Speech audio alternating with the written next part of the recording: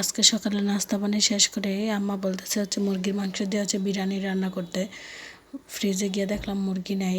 আব্বা গিয়ে মুরগি নিয়ে আসলো 2টা, আর কবুতর জবাই করছিল কবুতরের বাচ্চা জবাই করছিল 3টা। সেগুলো পরিষ্কার করে মুরগি টুরগি পরিষ্কার করে মাংসগুলো ধুয়ে আমি পানি ঝরাই নিয়ে এইখানে আমি ম্যারিনেটের জন্য মাংসগুলোকে ভালোভাবে পানি ঝরাই নিয়েছি। তারপরে পেঁয়াজ কুচি দিয়ে দিলাম, সামান্য পরিমাণ আদা রসুন বাটা দিয়ে দিছি, সাথে জিরাও ছিল। তারপরে আমি প্যাকেট মশলা দিয়ে রান্না করব। প্যাকেট মশলা গোটা মশলাও থাকে, তারপরে আমি কয়েকটা গোটা মশলা মিলিয়ে দিয়ে দিছি। সব কিছু একসাথে রেডি করে রাখলে দেখা যায় রান্না বান্নাটা অনেক সহজ হয়ে যায়, আমার কাছে মনে হয়।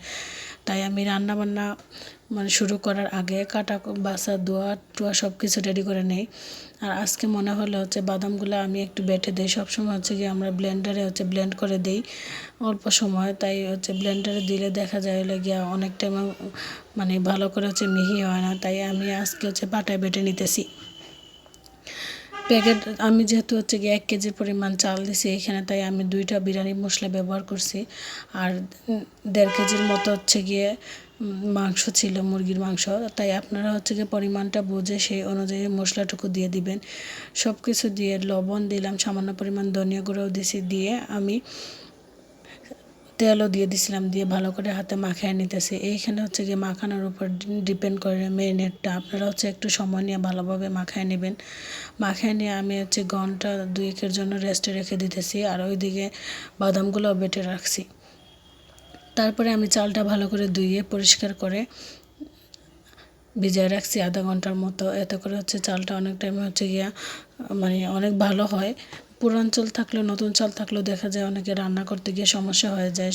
সেই সময় আপনারা যদি চালটা একটু ভালো করে ভিজিয়ে রাখেন আর পানির পরিমাণটা ঠিকঠাক মতো দেন, তাহলে বিরিয়ানিটা অনেক ঝরঝরা আর অনেক ভালো হবে। আর কিছু ছোটো ছোটো টিপস ফলো করলে দেখা যাচ্ছে খাবারের স্বাদটাও দ্বিগুণ হয় আর রান্নাবান্নাটাও ভালো হয়।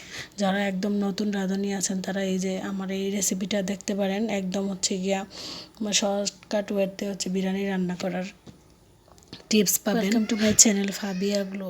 আমি আপনাদের জন্য আজকে একটা প্রথম বড় ভিডিও নিয়ে আসলাম। সবাই আমার চ্যানেলটা সাবস্ক্রাইব করে দেবেন। আমি নতুন ইউটিউব চ্যানেল খুলেছি, আপনাদের সাপোর্টে যাতে আমি সামনের দিকে আরও ভালো ভালো কাজ করতে পারি। তাই আপনারা সবাই বেশি বেশি করে আমার চ্যানেলটা সাবস্ক্রাইব করবেন আর লাইক করে দিবেন।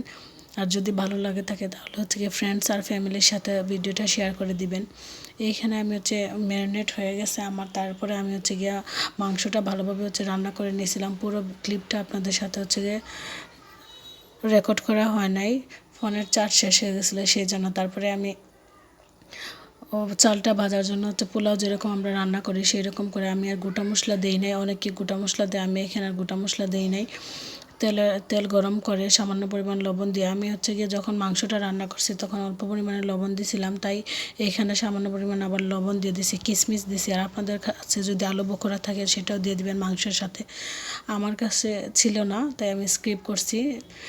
এটা অপশনাল, যার যার ঘরে যদি যেই মশলাগুলো উপকরণগুলো থাকে সেগুলো দিয়ে ঝটপট রান্না করে নিতে পারবেন। আমার চালটা ভাজা হয়ে গেছে এইখানে। তারপরে আমি গরম পানি দিয়ে দিছি। যে পরিমাণে চাল নেবেন তার ডাবল পানি দিবেন। আর যদি চাল নতুন পুরাতন হয় সেই অনুযায়ী একটু কম বেশি করে পানি দিতে পারেন, কিন্তু ডাবল পরিমাণে লাগবেই পানি। আমি ডাবল পরিমাণে পানি দিছি, দিয়ে অল্প একটু রেখে দিছি।